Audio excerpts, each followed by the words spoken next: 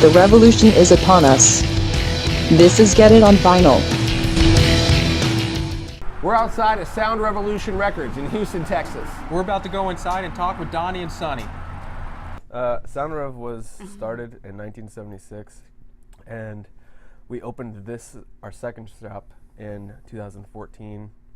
It's I feel like it's just been like a staple in our community for a while. At least I'd like to think it is. I would say it's really neat to see a lot of kids collecting vinyl now, and their parents, or being influenced by their parents. It's really cool. And growing up and being raised in this environment, my mom opened this up in 1976, and so I walked around as a child my whole life. In the back, I would be running around. So it's growing up in it, and just the love of music and stuff, and seeing, like, making people so happy, and it's just really cool. It's a really cool thing, you know. You know, the music thing has changed, but vinyl has always been around, and, you know, it went away for a little bit, but it's bigger than ever now, and it's really cool to see that come back. Even tapes are coming back. I think that's another thing that's really cool about it. It's like, there's not really a lot of monotony in this business. You know what I mean? Like, I've had other jobs where it's just like day in, day out, same thing all the time, but there's always something to learn here. There's always something like around the corner that you have to be familiar with, you know? Something up and coming. It's awesome. When people come in here, they are excited that it's like independently owned. We're a small business, and we cater to a wide genre of music. It's something for everyone. We've got rap, hip hop, rock, classic rock, dance, techno, R&B, and it's something for everyone. And I think that's what makes it really cool. You can be anybody and walk in here and, you know, pretty much have a good time. You find something, there's something to relate to. Honestly, if you wanted, like, as a community, you could almost potentially come in here and meet someone with a similar interest and almost make friends, like bond over a shared interest in, like, what you're collecting or even starting something. You know yeah, what I we mean? have that a lot. People come in here and they just start talking to random customers, and they realize they have something in common, and then they stay in here for like hours. Yeah, just chatting it up. I know this is kind of a cliche, but man, my parents gave me, like, their stack of records, and as I started listening to them, I just kind of felt more and more connected to, like, the analog sound, like the hissing and the popping, rather than, like, the digital sound of a CD, which I know that there's a lot of debate over whether or not one sounds better than the other or if they have any difference, but to me, like, just the sound of a record or even, like, a tape, like, there's, like, a warmth to the way it sounds. You know what I mean? It's almost like you know you're home.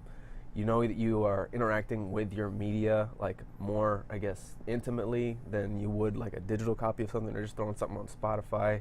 That was the main reason I started collecting, just because it felt more like I had, I guess, I don't want to say it's just, like, about touching, like, my media, but it felt like more, I guess, to use the word again, like, yeah, it's definitely more of an intimate feeling when it comes to, like, the art, you know what I mean? I think it was the nostalgia of it, just being able to hold it and knowing that my parents had listened to vinyl records, and just the excitement and finding rare things that you can't find on CD. You know, I have a rare print when Beatles came here to Houston and played, and you would never find that on a CD. And it's just really cool to be able to own that. I have, like, a lot of older customers who have, like, huge collections of vinyl, but it's kind of like she was saying earlier, like, just, like, the fact that you can get younger and younger people coming in here, like, and some of them do, like, just buy into the fad, but other people really become legitimate lovers of, you know, the media, like, the music, everything about it. So I feel like the vinyl resurgence, like, it has had, like, a wave of, like, fad collectors, but to me, what was the most important is the people who, like, they discovered something based on what could have been a fad, and, like, it really became a huge part of their lives. I'd say, like, most record labels are more concerned with, like pushing the artists they have on hand, as opposed to, like, helping out the businesses that are selling those artists.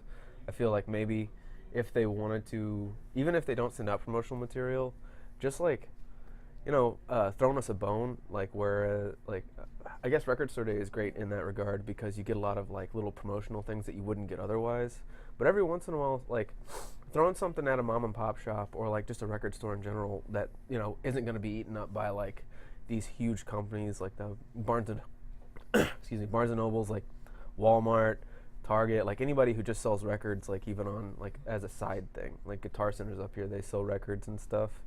Now, if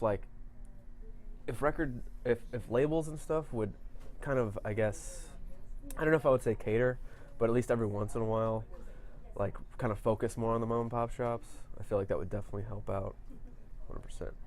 I would never condone like piracy of like media, but like to really figure out what you like it's either you dig through a bargain bin, like, you know, or you look at the covers and you choose what you like based on a cover, or you can download like a plethora of things, figure out what you like, and then come in and buy, you know? Like that's at least that's to me, and how like I used to like talk with my friends back in high school and college, like this is how we find stuff, this is what we're gonna buy, this is what we feel like really deserves our money, and these are the artists we want to support. And it was all based like through streaming, you know what I mean? Sure. Having YouTube and Spotify there to like to help us get through these times where like these labels aren't sending out like product for us to like show our customers. It's very helpful just to even like throw people at like a new artist they would never have heard before. And without Record Store Day, a lot of these people who would consider themselves collectors now wouldn't be collecting the records they have today. There are people who misuse like the idea of Record Store Day. Like we've had people try to buy several at a time, and then they'll send people in to buy records. Like just to sell on eBay, and that's totally terrible for people who are actually in love with the artist, just because they know that it has a rarity about it. I feel like that's one of the main negatives of it. It's just like scalpers, you know what I mean? We're really strict on how many records they can buy at one time and stuff, and we have to be, because will come in and sell it. Profit off of it and put it on eBay, and we want the real collector to get it and then not be price gouged later on eBay or one of those other sites that they like to sell things on and stuff. That's an unfortunate thing, you know. For me personally, I feel like if they focused more on releasing things that have never had a vinyl press, or things that should be repressed based on how rare it is right now, so that people who really want a piece of this physical media can have it at like a decent rate, instead of having to like go online and buy something for like $300 that they would never get otherwise.